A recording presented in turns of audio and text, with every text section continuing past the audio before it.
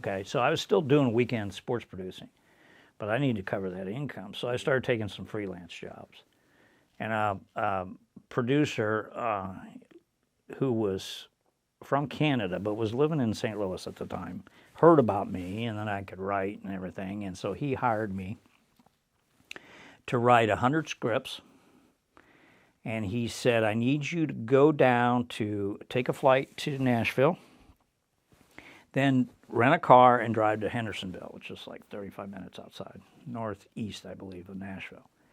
And he said, you're going to come to a particular intersection on this state route. There are 3 medical arts buildings and then a gas station.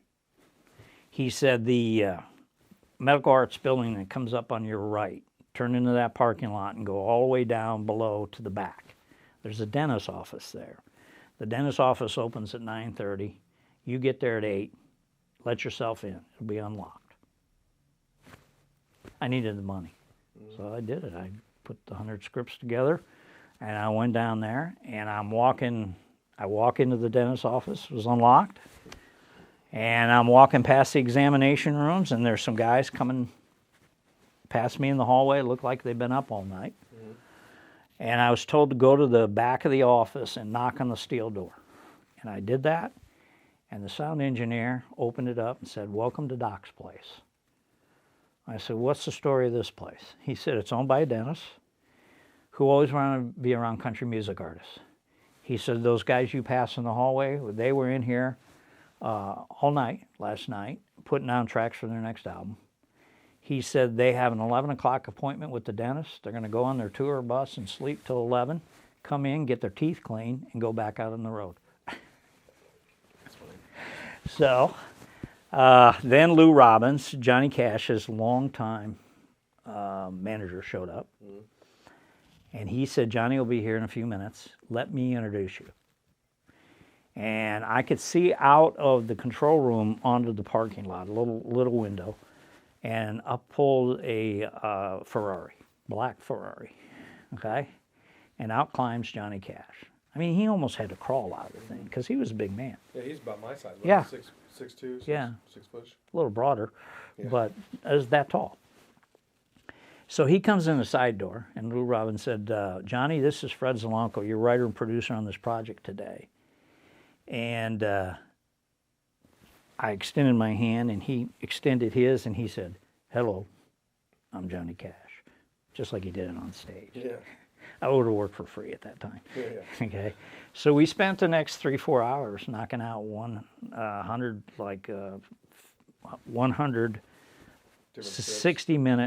60-second radio scripts. Would it have been great if there were cell phones back then? You could have said, Yeah. 101 is you do my voice. Do my voicemail, yeah. Then I was hired to go down a second time, and John Schneider from the Dukes of Hazzard showed up. Okay. And he just hung out in the control room while Johnny was recording, and Johnny would take breaks and they would talk. Who sang that? Or you don't have to recall. I don't mean to put you on the spot, but who sang that Good Old Boys song? Oh, that was Waylon Jennings. Waylon Jennings. Yeah. Okay. Yeah, well, there's a story there. Okay. I opened up a You Pandora's did. box here. Because Johnny and John Schneider would talk, because John Schneider at the time was dating Johnny's daughter. Okay. Okay? And Waylon and Johnny used to run around together, right? Well, here's the deal. Towards the end of their careers, Johnny Cash, Kris Kristofferson, Waylon Jennings, and Willie Nelson did a tour as the Highwaymen. And they put out a very popular album. And then they toured to promote the album. Well, here's what a lot of people don't know. Must have been a wild bunch of guys there. They all had their addictions, Yeah. okay? Prolific addiction. Yeah. Willie Nelson, it was marijuana. Yeah. Waylon, it was alcohol. Yeah. Kris Kristofferson may have been alcohol and pills. Johnny, it was pills. But throughout their careers and their friendship, whenever one of them fell off the wagon, a call would go out, and they would all get together and help each other through those difficult times. Well, they were spending so much time together. They thought, we ought to record and then tour, and then we could keep an eye on each other.